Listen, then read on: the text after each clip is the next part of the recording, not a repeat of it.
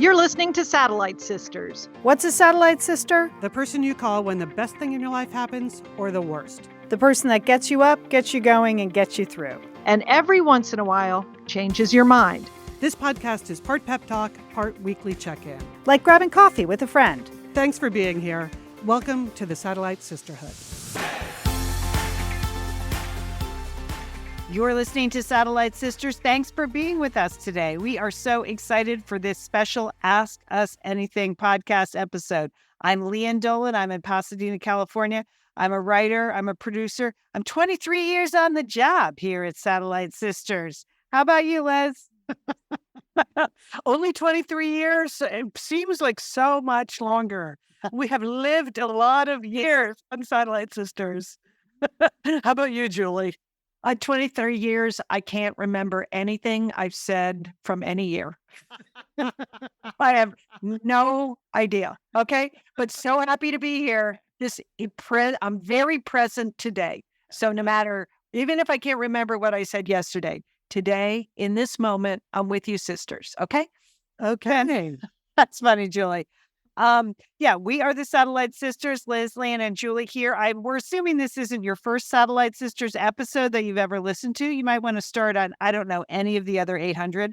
But if it is, just a brief history of Satellite Sisters. We started as a radio show on public radio in 2000. We then moved to a daily talk show on ABC Radio for 6 years. And then in 2009, we became a podcast. Over the years, we've written books together. We've had magazine columns together. We went on tour with Oprah together. We also just enjoy spending a lot of time in our closet. You know, that is the life of a podcaster. We are real sisters. Our sisters, Monica and Sheila, also used to do the show with us, and now they have lives as nurses and teachers. We have 3 brothers. We grew up in Connecticut.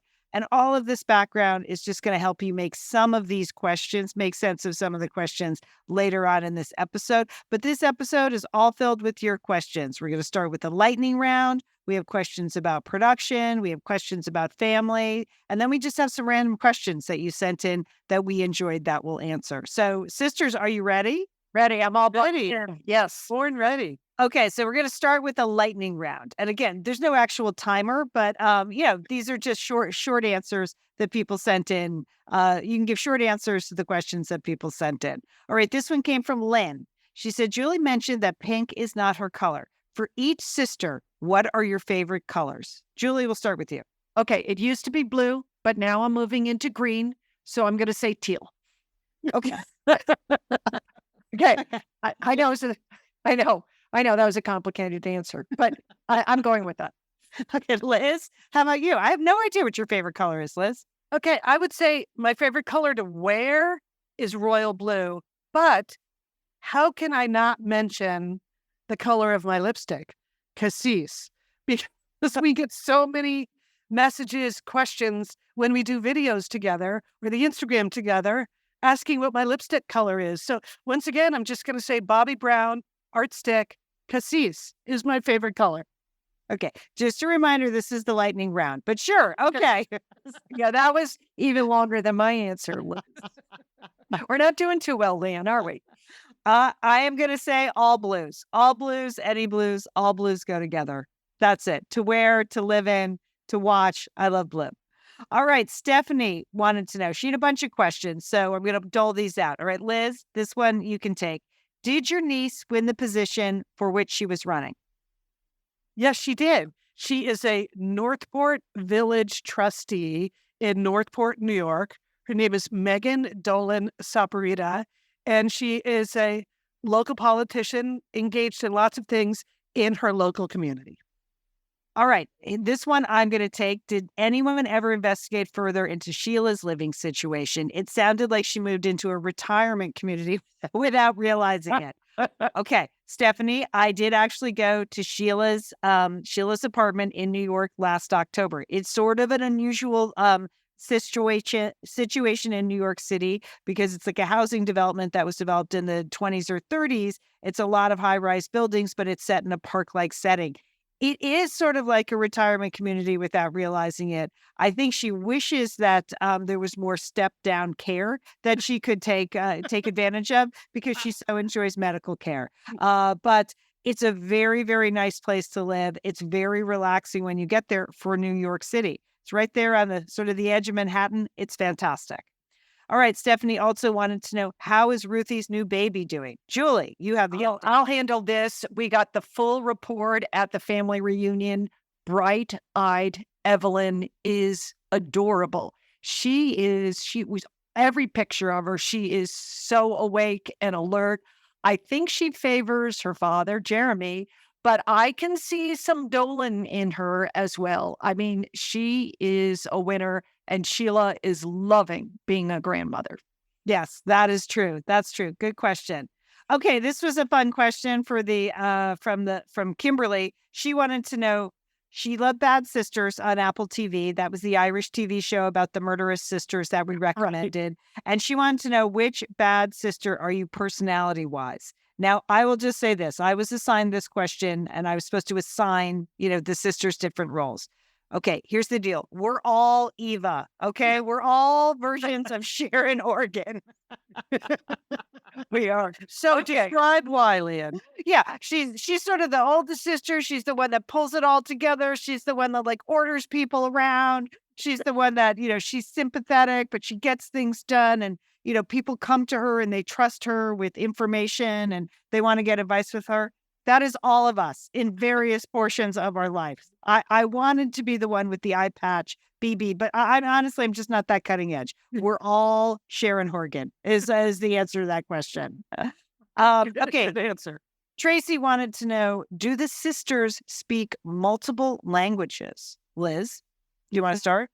Well, there was a time where I would have said that I speak French, because the town we lived in, they split the town in half, and half the town got French and the other half the town got Spanish. It's Fairfield, Connecticut. And this is like in the 4th or 5th grade. So that was pretty great. So I'd learned French all the way through high school, college. I spent my junior year in France. So I would say for 10 years, I hung on to being able to really speak the language well. Now, not so much. But maybe I could bring it back. Maybe I should. I don't know. Julie? I was so long answer, Liz, but I'll take it. I have very rusty French. I've got some bad Russian. I speak very poor Russian. I have that. I have very, very, very sketchy Thai, but I've got some words that were because I lived in Thailand. And I'm happy to say I have a 137-day streak in Spanish on Duolingo. Yeah. So That's great. That's good. That is good. yes. Yeah. Muy bonito, I think. Wow. Wow. And how about you, Leanne? So I also took French all the way through, from kindergarten, actually, all the way through high school. And it just sticks with you. So I wouldn't say I'm fluent in it, but when I needed it, it came back to me. When I was in Paris a couple of years ago, I took Italian in college. So I do some light Italian also when I need to. Of course, I studied dead languages, Latin and Greek, not that great. But I would say, so my Italian and French, they're not terrible, but I could use a refresher on both those languages. Hey, Liz, maybe before the Paris Olympics, we should refresh our French. Oh, I like Go that, ahead. Leanne. Okay. Goals 2024. Okay. All right. Cindy wanted to know, growing up, did you ever wish you were in another position in the family? Julie, we'll start with you because you were the oldest daughter. Right. I love my position. I would never give it up. I just want you to know that I was the tip of the spear for all the girl sisters that, behind me, because I had to battle our 2 older brothers. Okay.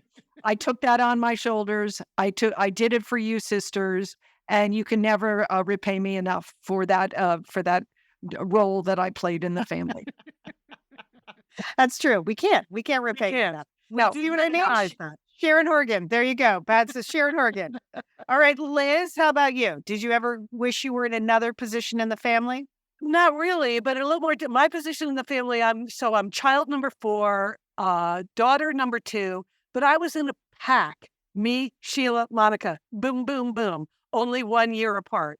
So did I ever wish that maybe there was a little more space between the three of us? Or basically I would share a room with Monica until that blew up. And then I would share a room with Sheila until that blew up. And then, so that's all. But no, I'm very happy being where I was in the rundown. Now, Leanne, you're the baby. Mm-hmm. What do you think?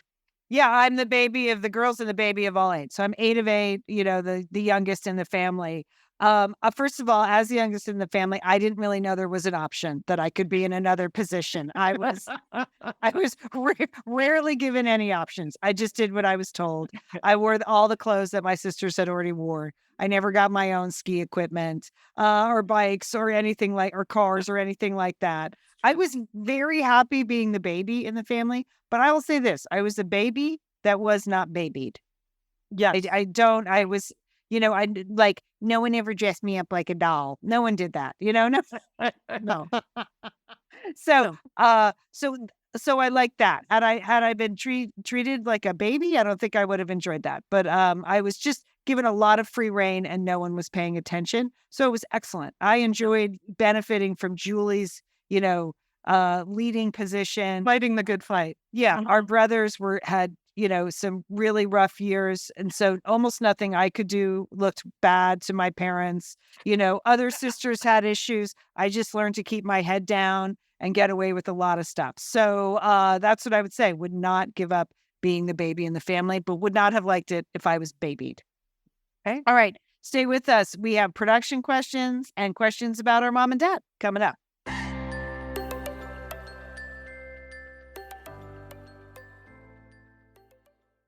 Liz, you know what Satellite Sisters want? What do we want, Liam? They want shoes that are comfortable to wear and incredibly stylish. They want shoes that fuse modern technology with sustainable practices for the ultimate and eco-friendly footwear. It's helpful, Liz, if they're stretchy and friendly to wide feet. Let's face it.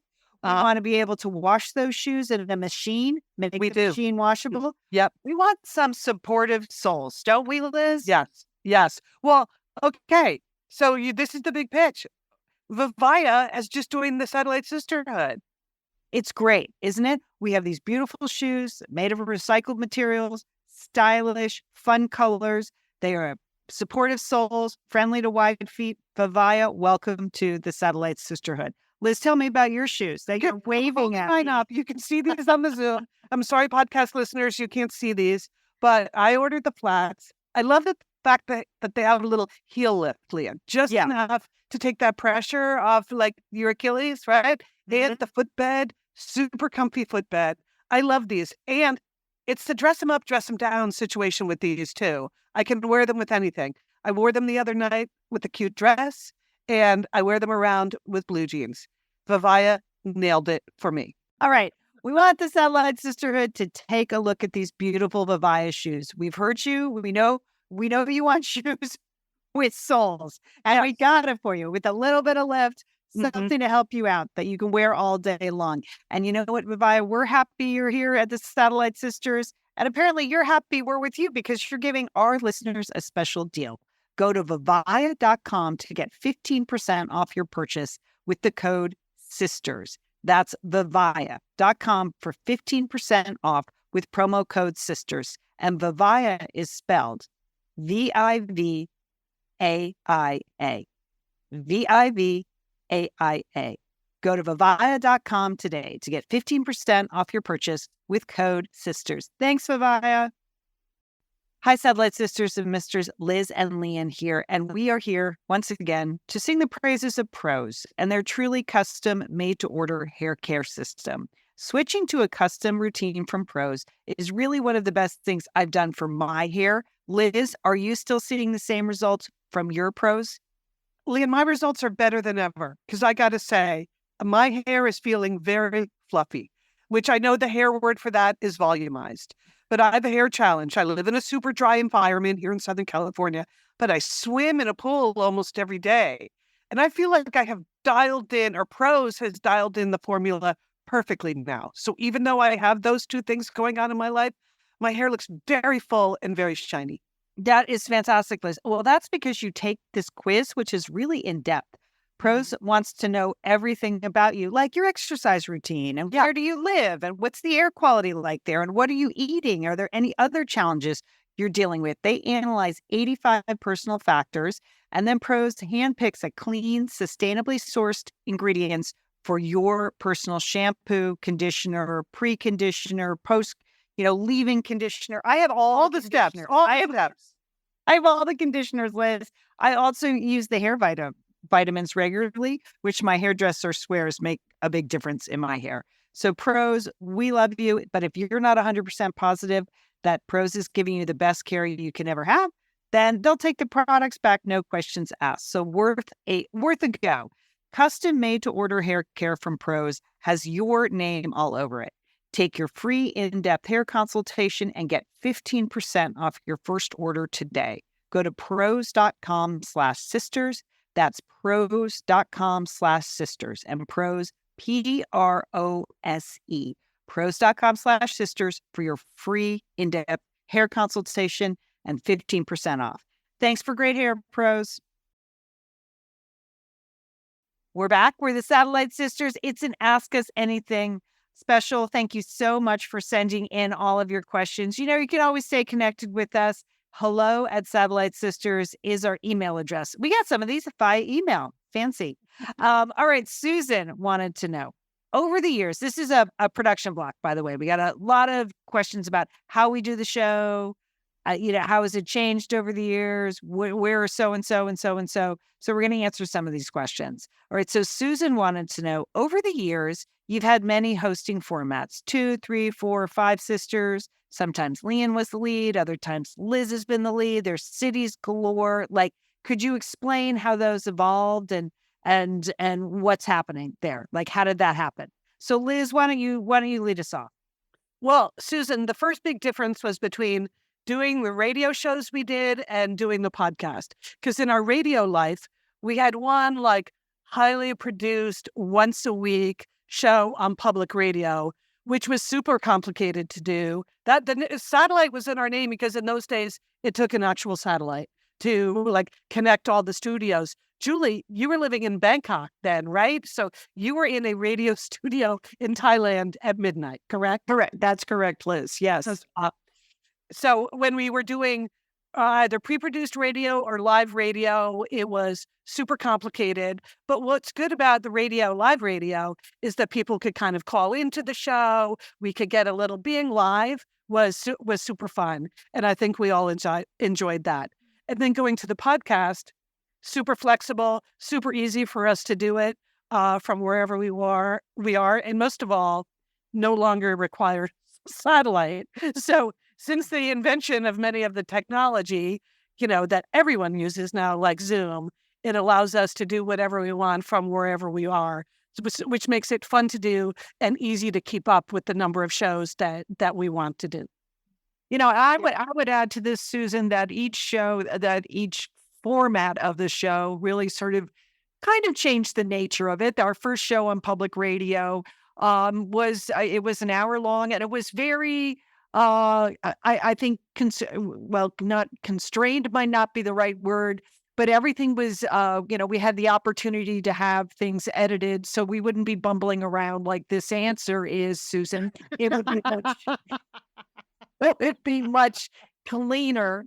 But then when we moved to doing a live show 6 days a week, we really let loose. Well, first of all, because in terms of content, we were doing a live show, 3 hours a day, 6 days a week. So anything and everything we talked about. And we have our beloved producer, Joanna, who really just let us go and let us be ourselves. And by the time we got to the Friday show, which was hosted by Leanne with Sheila and Monica, who knows what was happening on that show, right?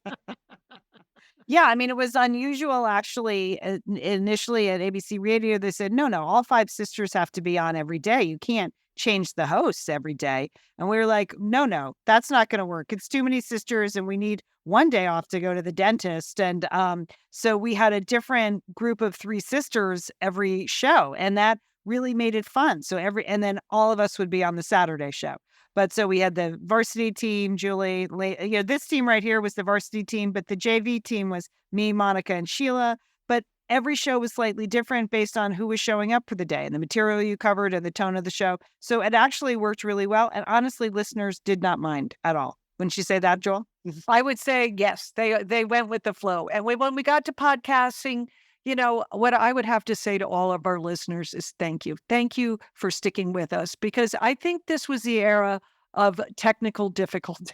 And as we learned how to master this new technology. And we just appreciate all of you sticking with us and trying new things and learning how to download shows, whatever it took, you did it. And so while there's some of the shows when you listen back are a tiny bit rough, we just appreciate that everyone stuck with us and is still listening. Mm-hmm. Yeah, and every year we have a check-in meeting about where we are with Satellite Sisters and what are we doing going forward and who's in and who's not and how do we feel about the podcast. And that's a very healthy thing. It's not an automatic. We want to make sure that we're doing the show, that we still enjoy it, that we enjoy these moments on the air, because 23 years is a long time. We've covered a lot of ground. We've covered all the ground, some might say. Now we're just recovering the same ground. But so we get asked a lot about Monica and Sheila, but at one of these check-in meetings, they were like, you know what? I think we're going to happily retire. So we don't talk a lot about them on the show because they made that choice. Monica is a nurse. She's living in Portland. Things are well with her. Sheila's a teacher living in New York City. Things are great with her. But in terms of, divulging a lot of stuff on Satellite Sisters, they made the choice to happily retire. But we're still here, muddling through every week, but because we're still enjoying it. And we're still sisters and we're still friends with them. Yes. Yeah. Absolutely. Good point, Liz. Yeah. I mean, I know we answer this question all the time, but yes, of course, we still see them and talk to them and text them and everything. Yes. It's just the commitment to do the show is real. And so, and to sort of put yourself out there is real. So we just want to make sure everyone's on the same page. Yeah. Doing the show is a very demanding part-time job. So if you also have another full-time job, it's very hard to juggle. Mm-hmm. All right. So here's a question from Pam. Julie, she wants to know, how did you do the show from various countries? Oh, well, first of all, I always did it in the middle of the night. When we started and when I was in Bangkok, as Liz just mentioned, I would do the show from there. And I went to the Radio Free Asia studios in the middle of the night. And I was there talking to Liz and Leanne and Monica and Sheila. And it was an odd collection of people in that studio. There were bunk beds in there. There were a lot of guys and they were cooking meals. I learned later on that the Radio Free Asia, which was broadcasting democratic themed stories into Myanmar, they were trying to sort of increase the opportunities for a democratic country. Well, that didn't happen.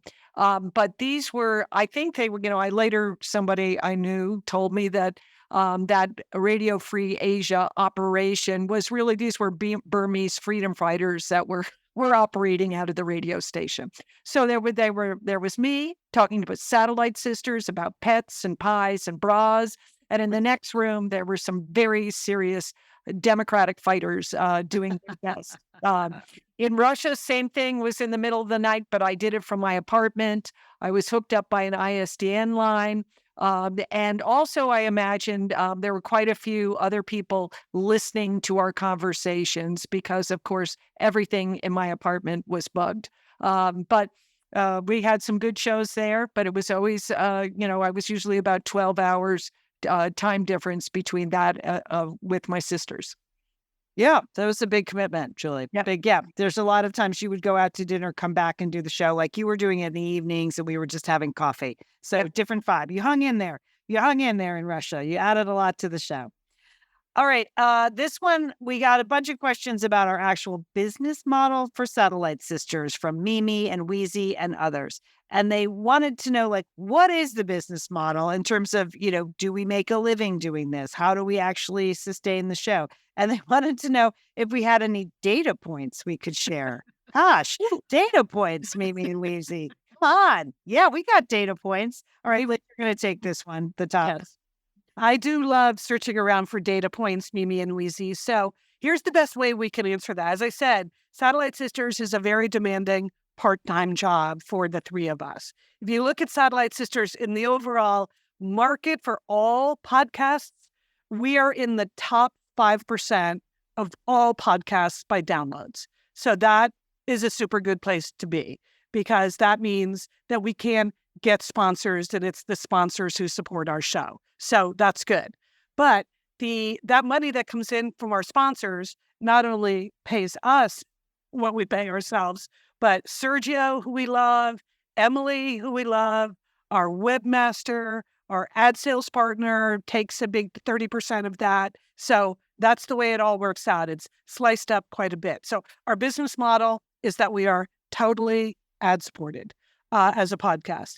Now, in previous models, for example, I'll just say, when we were on the radio, when we were working for ABC, we got a straight up talent fee and a share of the ad revenue. And you know what, Mimi and Wheezy? That's better.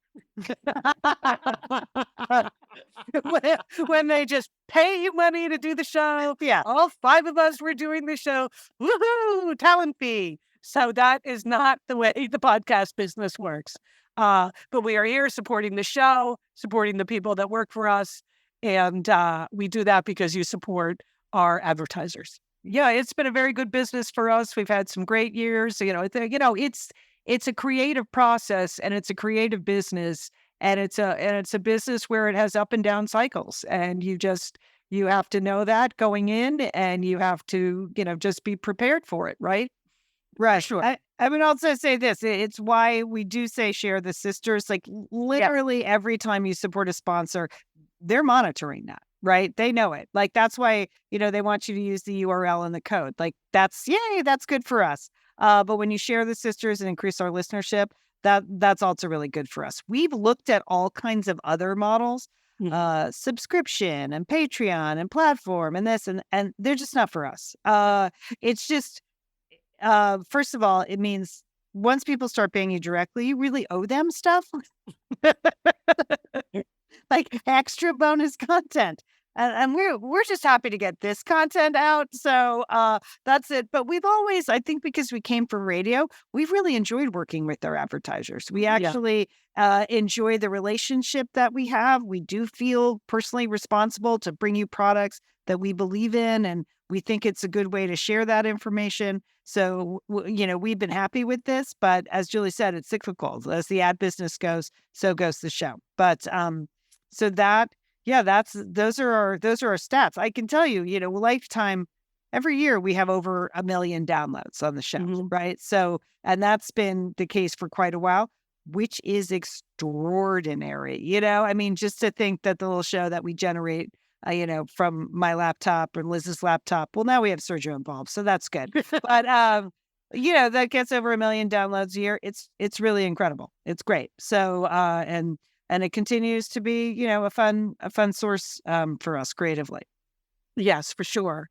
I'm really happy that we have this to do as often as we do it. It's fun. Like all week, you just naturally think about saving the little tidbits for the show, which is good. And tidbit, that's why we call mishaps. Like, oh, this is going to be a good episode. Yes. Yeah. So that's our business model, monetizing the mishaps. There you go.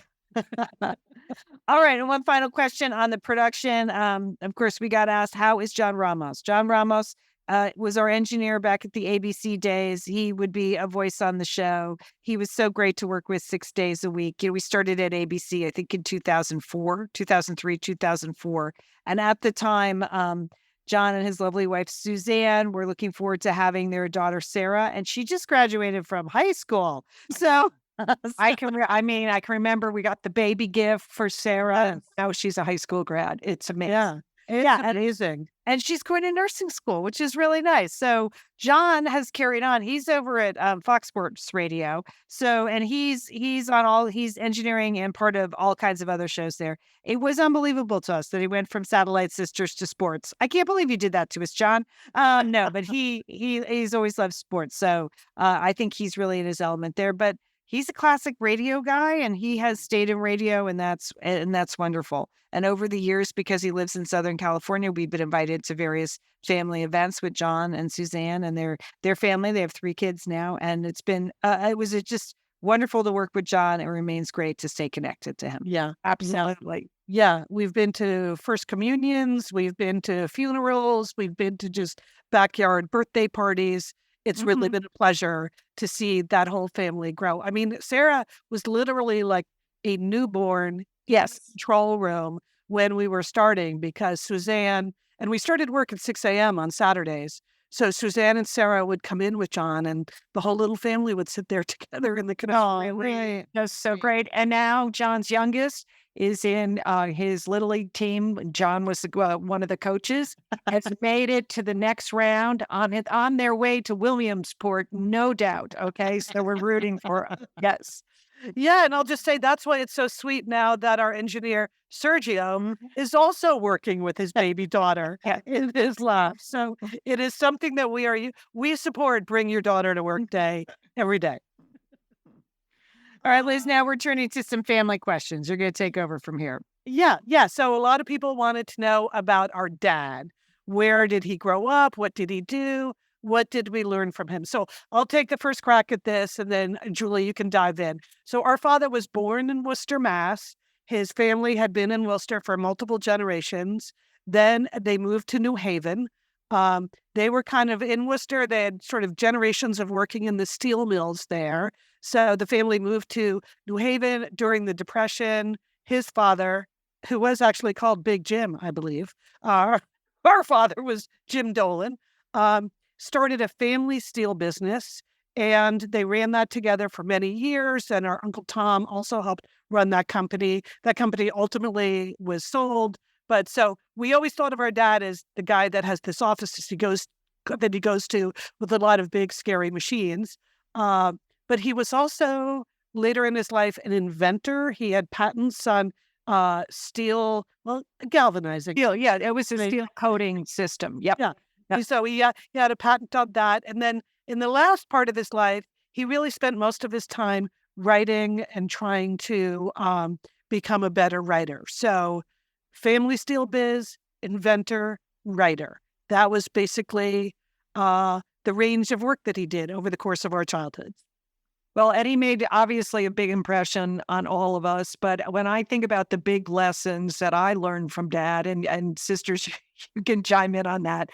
I mean, he would constantly say to us, stand up straight. Okay. That seems like a little thing. Maybe it was about posture, but it was much more about like being confident, being assured of yourself. And he was wasn't he constantly like pushing your shoulders back, telling you to stand up straight? No slouching in our family.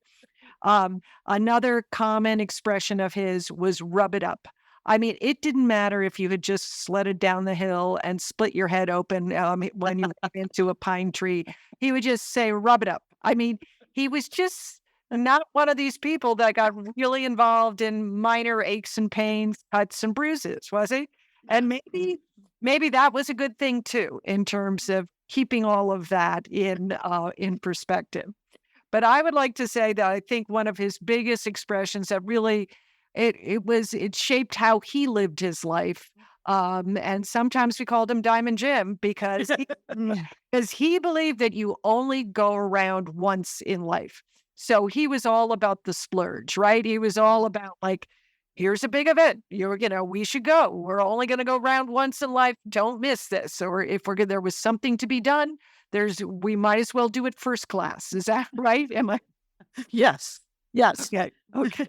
Until that ran out. But yeah, I was going to say, maybe for you guys. I took you missed the Diamond Jim era. It was a good one. And Liam, I think, totally missed that era. Okay. Fun.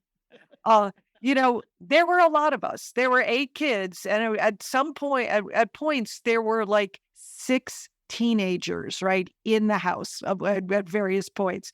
And the only advice we got about college or careers was, I've already been to college. Okay. So if you wanted to go to college in our family, you had to get your act together. Okay. Right. Am I right about that? Yes. Yes. The application process. Yes, yeah, yeah. Choosing the college or university. Yeah, I mean, I think I drove you around, Liz, to show you colleges. I mean, my parents just were like, if you want to do that, you're going to have to get it organized because there are too many of you, and that's the way it's going to be. Yes. I also feel that he used to say, you know, particularly when all of these teenage kids would be lying on the couch watching TV, that this was the time in our life that we should be going flat out. Remember that? He would always say, you should be going flat out. You shouldn't be lying around. You should be working as hard as you can. Give it your all, you know? And I think that was very inspiring. Did he inspire you that way, Lian? No, I don't recall that at all. I mean, I felt like I was going flat out, so maybe that's why I didn't need to say it to me. I didn't do a lot of sitting around on the couch, but that's interesting. I don't Okay, recall that. so he was that was really big. I just, you know, some of my big memories, I was just thinking about it. This is really sort of dates it, but I can remember going to the breakfast table in the morning. Now, keep in mind, the kids ate in the kitchen, but my mother would set the table for my father in the dining room, and he would sit there and eat his breakfast, read the New York Times, and he also smoked, which everyone did. And so I can remember going in at breakfast when he was having his coffee and a cigarette, and he would blow smoke rings for us at the breakfast table. And I have no recollection of that, even You though know, we're only 2 years younger. But I might have missed the smoke. maybe that. I mean, he eventually gave up smoking. Yes. Took up So- running, gave up smoking, took up running. Yes. Right, right. But I also remember that we'd go to his office and on Saturdays. He always worked on Saturdays, and he would take several of us to his office, and we would run around and we would play at other people's desks, and we would write, you know, we'd be at the typewriters and under the desks and playing with the paper clips. So I'm sure the everyone, yes, use the phones. So I'm sure everyone that worked in the office was really happy on Monday that yet the Dolan kids had been back in the office messing up their desks over the weekend. There was also a giant safe in the office Oh, that yeah. mainly functioned as where there was their storage room. It was stationery and stuff in there. So the door was always open. But he told us that a great ape lived there during the Yes. week. And Yeah. that there was an ape there Monday through Friday, but the ape was gone on the weekends when we came because he went to the Bronx Zoo for the weekends. And there were many years where we believed that a giant ape lived in the office. Yeah. So he made a big impression. He was very dramatic. He was very dramatic in his discipline of ours. I remember one time, again, during these teenage years when there was just too many teenagers lying around on the couch watching TV. He came in with a pair of scissors and he literally cut the cord on the television set in front of us. That was it. Talk about no screen time. Oh, God was ahead of the curve there. I mean, who does that? He cut the cord on the TV. You can see I'm still not over it. Okay. All right.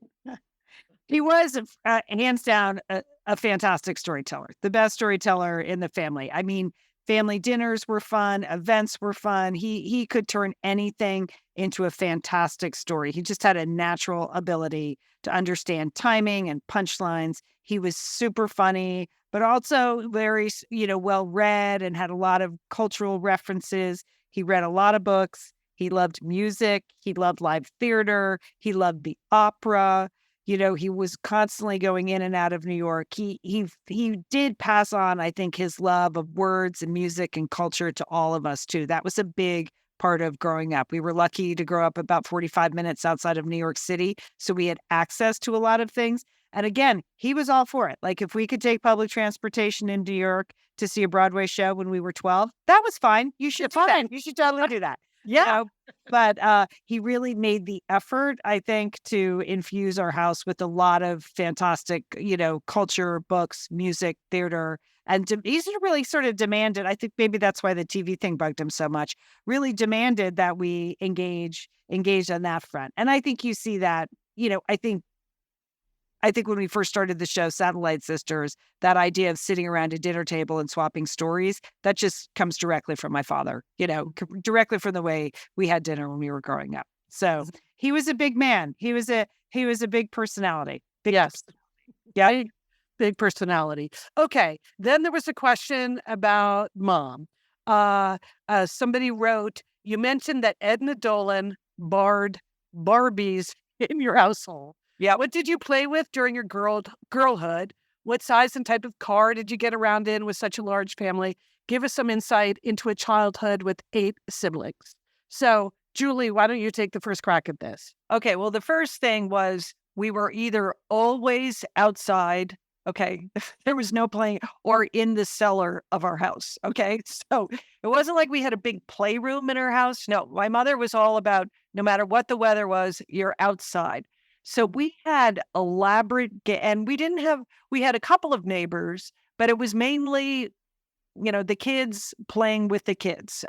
So we would have very elaborate games of playing house, like building our house out of porch furniture or whatever. School, we played school a lot. I think, Liz, you were always the teacher in school. We would do horseback riding on our bikes, and we would make jumps, and do that. We played a lot of war with our brothers. I know that's not politically correct now, but we had vicious battles in our backyard, okay?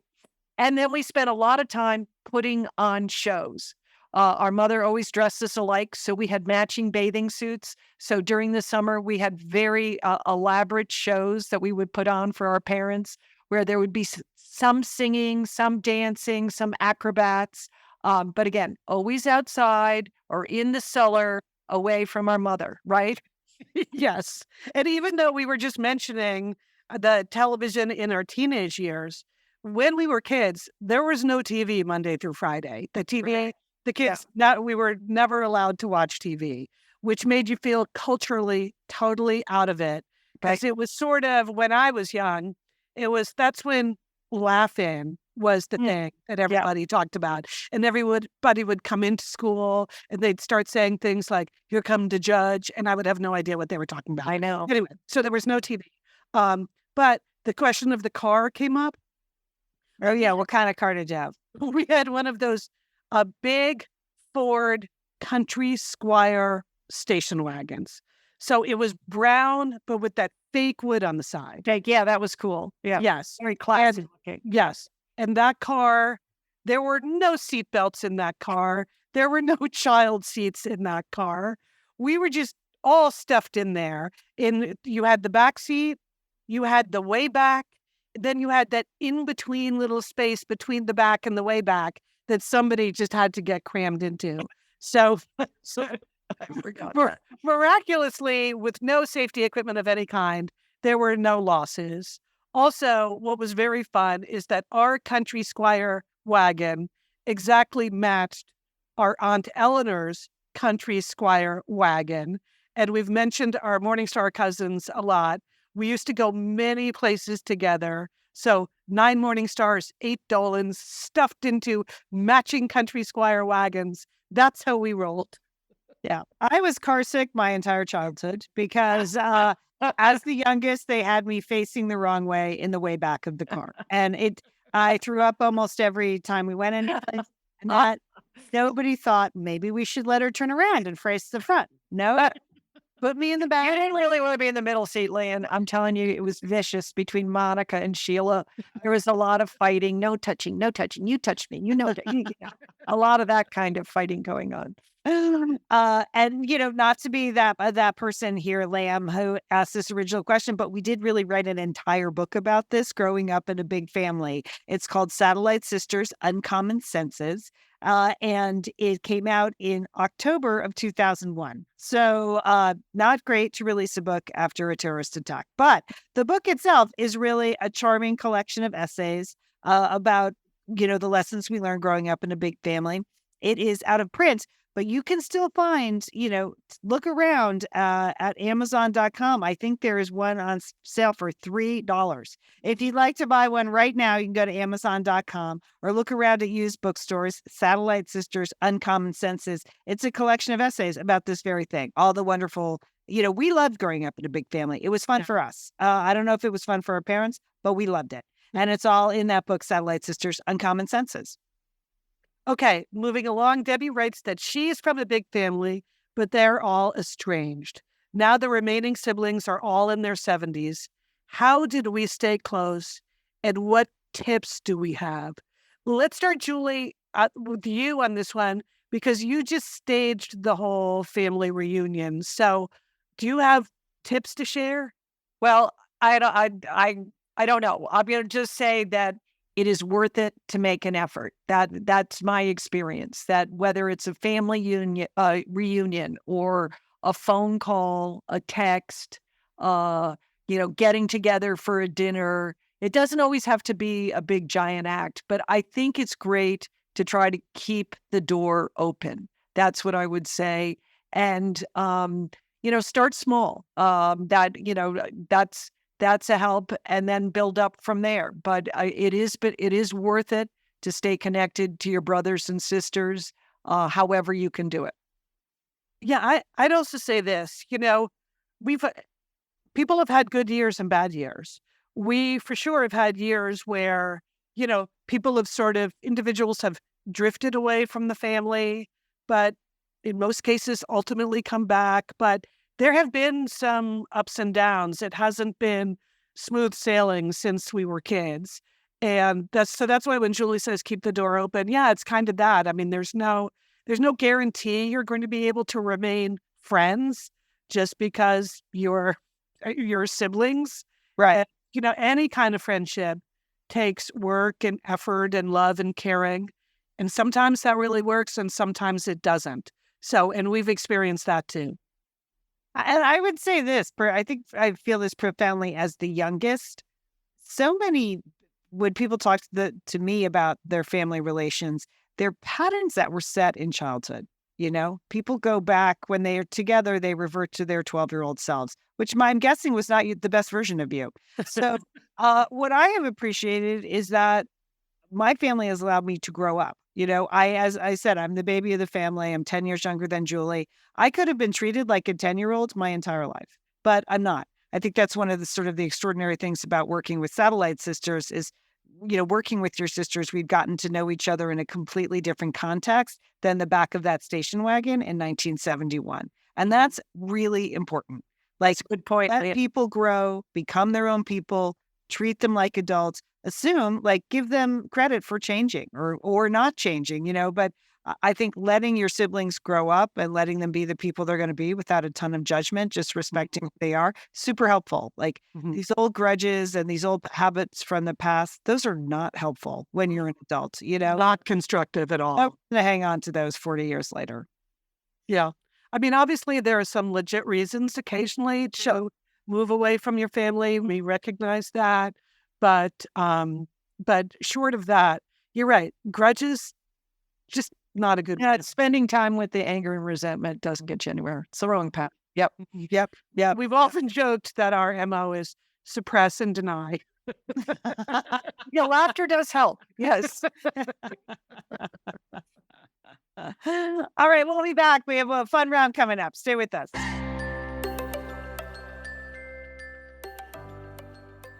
Liz and Leanne here, Satellite Sisters, and we want to tell you about Stellar Eats. Stellar Eats is a gluten-free, grain-free, dairy-free baking mix made with 8 or less real ingredients. Let's just sit with that for a little bit, Liz, because it sounds gluten-free, grain-free, dairy-free, like it's not going to be tasty. But in fact, the Stellar Eats baking mixes yield absolutely delicious treats that we like. How do you know, Leanne? How do you know how delicious it is? I think I know because someone made some banana bread for you. I could not believe when I arrived at your house a couple weeks ago, Liz, and you had freshly baked banana bread. I mean, we're not bakers. We said that a million times. But you have these Stellar Eats baking mixes in your house. Liz, that banana bread, I couldn't stop eating it. I mean, it was like the gift that kept giving. Every morning I would wake up, go, I can have a piece of Liz's banana bread. What did you put in that, Liz? Here's the thing. The mix is so great. There are very few add-ins. I had to add egg, oil, milk, and not surprisingly, banana. That's all. Everything else is in the mix, Leanne. It was so tasty, so delicious. And what's in the mix is real ingredients. So you're not looking at the side of the bag going, what is that ingredient? Yeah, yeah, right. recognize and you recognized everything. And what I like is the mixes are very flexible. So you can really cover a lot of different dietary needs for people, which I think is a really lovely thing to do, to be all inclusive with what you need. So if Totally. to Yeah. create a vegan banana bread, you can absolutely do that. They give you the options on the side of the bag. I don't know. We've really enjoyed these Stellar Eats mixes, and we think the Satellite Sisterhood will too. So they're available at Whole Foods markets. We know you shopping at Whole Foods. We've heard you talk about Whole Foods. That's great. And online. So you can actually go to stellareats.com and use the promo code satellite20 for 20% off your Stellar Eats order. So check out all of the products they have. It's a wide array of baking mixes. Yeah. So it's not just banana bread. It's all kinds of delicious, healthy treats there, Liz. Brownie. Brownies, Liz. They're the best. So check out Stellar Eats products at Whole Foods across the U.S. and Canada or at stellareats.com. To get 20% off your next order, use that promo code satellite20 at stellareats.com. And Stellar is STELLAR. Stellareats.com with promo code satellite20 for 20% off your next order. Thanks, Stellar Eats. Support for today's episode of Satellite Sisters comes from Jenny Kane. Liz, I'm starting to feel like we personally know Jenny Kane. Hey, Jenny. Hey, hi from the Satellite Sisters. Well, I feel like I'm leading Jenny Kane's life because I love everything. I know. Jenny Kane is a California brand through and through. And their summer staples make getting dressed so easy, easier than it's ever been before. Think minimalist, effortless clothing that are totally refined. Either flowy dresses, lightweight cotton cardigans, to elevated versions of everyday basics. And of course, their incredible cashmere. We love it. But Liz, I want you to go to jennykane.com and check out the Willow blouse. Willow. Okay. That is what I have been living in this summer. Oh, It's almost like a peasant top, Liz. It has buttons up the front, super flattering sleeves on me. And remember in the Barbie movie when Barbie's like, all we want is a flattering top? That was my that's my favorite line in that movie. And Jenny Kane has been providing my summer flattering top. jennykane.com. And if you're a Satellite Sisters listener, you're going to get 15% off your first order. So I want you to go to jennykane.com, check out the Willow blouse. It's like a polished version of a super comfy tee. I love it. Every time I wear it, I get tons of compliments. What is that? It's the kind of blouse you want in all the colors, Liz, all the colors. jennykane.com. Satellite Sisters listeners get 15% off their first order, but when you use the code SISTERS at checkout, that's 15% off your first order at jennykane.com. JENNIKAYNE. jennykane.com, promo code SISTERS. Let getting dressed be one less thing to worry about. Thanks, Jenny Kane. See you soon. All right, this has been fun so far. It's always kind of deep, these Ask Us questions. We always end up going to places we never thought we'd go. So it's fun. All right, a couple of remaining questions. This one came from Lisa. Lisa asks, I am creating a new mentoring program at a university. What's the best / most profound piece of professional advice you've gotten from a mentor? And what made you feel connected to that mentor? Liz, I see your name here on the rundown, so why don't we start with you? Well, I put this one in because it's someone that Julie also knows. But when I was an executive at Nike, there weren't that many very senior female executives, and there was only one female member of the board, and her name was Jill Conway. And she had also been president of Smith College when you were an undergraduate, right, Julie? That's correct. Yes. And so, Jill took extra time with me always to just sort of provide me a level of coaching as one of the lone females in the room that you need someone to tell you some of this stuff. But I do remember this may not be the best professional advice I ever got, but it was super important. She came into my office and she said, no matter what happens, don't let them don't yell at them. And she was talking about women yelling at men. She said, men get very afraid when women yell at them, and it makes them feel like their mother is chastising them. So no matter what happens, I know you're good at this, just try to keep it together. And I just thought that was like super simple advice. It was recognizing that sometimes you're in a situation and, well, they get to yell at each other. Why can't I? Anyway, so that's just a small thing, maybe not profound, but the fact that she cared about my professional development in the way that she did, that was profound. Yeah, sure, that's really amazing. Lisa, my answer is I don't know if it's going to help your program at your university because mine's kind of the anti-mentor.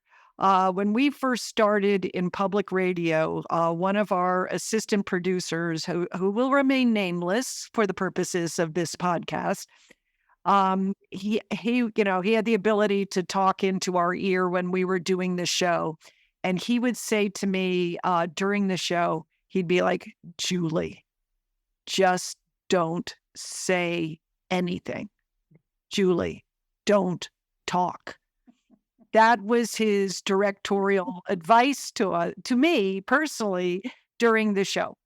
I think that encouraged me to find my own voice, okay, to be confident in my own voice. And, and I think about all the different things that we have done on the show and how we've done it. I always remember that moment, okay? I remember that advice he was trying to give me, and I rejected that advice. And I feel that by rejecting that advice, it has served me well, and it's enabled me to find my own voice on the radio and podcasts. So I feel connected to him. I thank him for him. But that is what I would call the anti-mentor model, Lisa. It could be a whole new level of research for you. Julie, that's a good one. Yeah, well, she did say either, best or most profound. That was the most profound one, that one you were given. I can remember when I first started out in production. So I was in my early 20s, and I would do these shows all over the world with dancers and models and actresses for a shoe brand, and we worked with a choreographer from Los Angeles. So we didn't have a formal mentoring role, but I would work with him a couple times a year. It was an intense experience, but he was just a pleasure to work with, right? He was professional. He was great at his job. He was there on time. He executed at a really high level. He had a lovely manner with everyone. I was very young, but he treated me as if, and I was technically in charge, but I was, very inexperienced compared to who he was used to work with. And he treated me with great respect. And I remember taking away the lesson from working with Bob Talmadge was just be a pleasure to work with. Like, it's just, really something that I felt like I internalized, like be easy to work with, but be a pleasure to work with is something a little bit different. Like really bring your best self to work every day. And I feel like you are a pleasure. You are. Yes, Lynn. Thank you.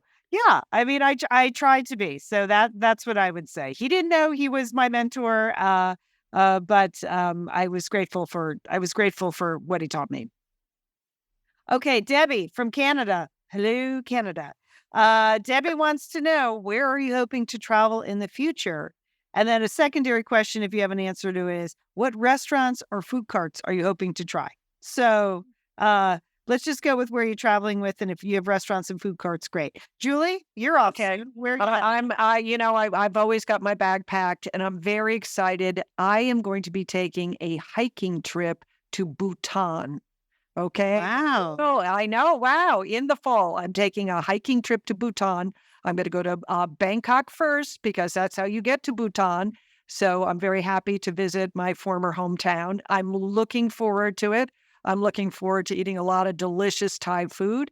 And in Bhutan, I hear they have some good like dried yak sticks and various things. Now, I expect that it will be an interesting culinary trip as well. Liz, how about you? Okay. Well, okay. As you're listening to this, Satellite Sisterhood, I am in Budapest because the I've been working in the track and field business the last few years. The World Championships are going on in Budapest the last 2 weeks in August. I've never been, there. I've been many, many places, but I've never been there.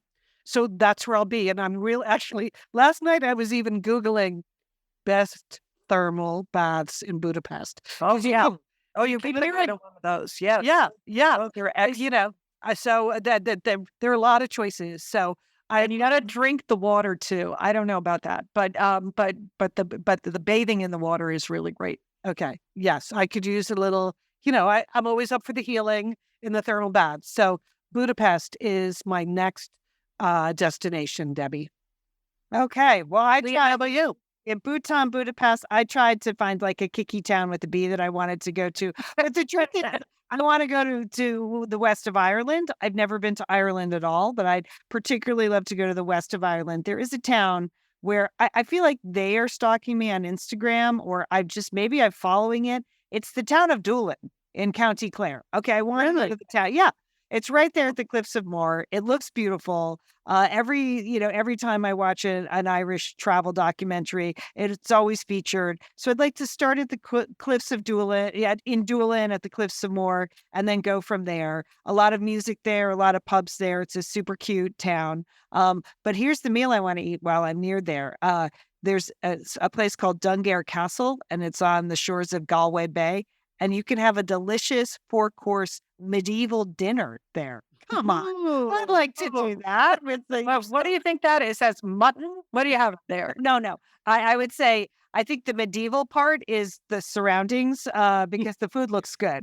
You do get some mead, Julie. You're going to get some mead with that. You have your Irish oak smoked salmon, leek and potatoes. Oh, okay. All right. Now you're talking some potatoes. Okay, that's Yeah. brilliant. Creamy chicken with Cream. Just a lot of cream is good too. Uh-huh. apple pie with cream. And So it's not medieval times because it kind of sounds like that's where Yeah. know.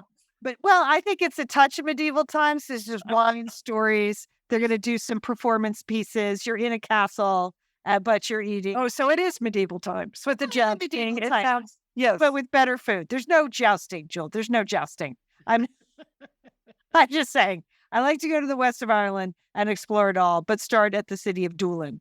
If you're listening, Irish tourism, let me know. Call me. Okay. Karen wants to know, what is it like to be public figures and how often are you recognized by your followers other than at a scheduled event? I feel like if I saw you on the sidewalk, I'd be running up to you like we are old friends. So who wants to take this one? Well, first of all, we don't really know what it's like to be public figures, Karen. We dream of being public figures. In our mind, we are public figures. In our mind, we're very famous. We're the famous Dolan sisters, the podcasters. So that would be great. We have talked on the show about satellite sisters in the wild. And I can't think of anything better than meeting a listener because we just really, really appreciate the fact that you take the time to spend time with us. And we do feel like you're friends, that you are our friends as well. So if we're ever recognized, I would be delighted. How about you, sisters? Yeah, well, I'm with Julie. Like, it doesn't happen very often, but when it does, it's a complete delight. And yes, we are old friends. Well, I like to say, because I do the writing as well, I do a lot of extra speaking around that I'm very famous in 4 zip codes. It's basically the 91103 to the 91107 here in Pasadena. Like I am recognized in the grocery store in Pasadena, mainly from the books I've written and the speaking I've done, less from Satellite Sisters. So I'm very rarely recognized from Satellite Sisters, and it's fun. It does make you wish, like every time I am recognized as Lian Dolan writer, I look the worst I could possibly look. Yeah. You know what I mean? Yeah. It's like, I'm still wearing my pajamas, but sure, I'll go to the grocery store. And that's when I see, someone runs into me and say, hey, are you Leanne Dolan? And I'll say, oh, yes, with that lipstick. And, I make a lot of excuses. So I have a lot of sympathy for those celebrities that always get their pictures taken coming out of that one Starbucks in West Los Angeles. But it is fun when people show up at events or people see us. I saw Satellite Sister at the Nantucket Book Festival. We took our picture together. It just was absolutely wonderful. It's wonderful to run into people. Yeah, I think you don't realize, like, we feel like we know you too. So thanks to social media, it's a mutual thing. It's a mutual thing. Well, we want to remind people you will be recognized 100% at the Big Fun Weekend in Minneapolis. Like, that's where we expect to run into a lot of you, and we expect that you'll recognize us and we'll recognize you. There are still tickets available, so if you haven't bought your tickets yet for the Big Fun Weekend in Minneapolis in October the 13th through the 15th, head on over to satellitesisters.com. It's going to be a weekend of connecting. You can ask us anything. And there's going to be trivia. There's going to be a live podcast. We're going to have a dance party. There's going to be a costume contest, all kinds of wonderful, fun things in Minneapolis, and lots of time just to hang with us. And we'll have time to hang with you. And you can ask us anything. So to satellitesisters.com and look for that. Yeah, as we said from the beginning, when we announced the Big Fun Weekend, we want to see your faces. So we look forward to seeing everyone there and catching up with you. Anything else, sisters? Anything else you wanna answer? As long as there's this, anything else you just want to get off your chest? No, I think I'm good. No, that was a lot. All right. Well, we will be back next week live with our, well, not really live, but sort of live to tape with our season opener. We'll be back is what I'm saying. It'll be season 147 of Satellite Sisters. Yeah, and we're very excited for it. We always come back renewed in the fall, just like it back to school season. It's back to Satellite Sisters for us, and we'll have a full lineup of fresh shows all fall. We'd like to thank you, as always, for listening, for sharing the show, for sending in these questions, for being a part of our Satellite Sisters community, which has been so important to us for decades now. A big thanks to our sponsors today. Thanks to Emily Borgine and to Sergio Enriquez for working on our show. Thanks to our team at True Native Media for putting together our advertising. Let's thank Diane Gray, our accountant / Yes, the big thanks to you, Diane. Yes, let's thank her today. She's a key piece of our production team. She keeps things going, and we appreciate that. Yeah. Hey, she's part of our business model. Yeah, sure. Yes. And let's thank Corny Cole, our original executive producer, who still listens every week and sends in notes. She does. She does. It's great. We love you, Corny. You're the best. And she still has a lot of good advice for us. All right. We're the Satellite Sisters. Hey, sisters, have a great week. You too, Leanne. And don't forget, call your satellite sister.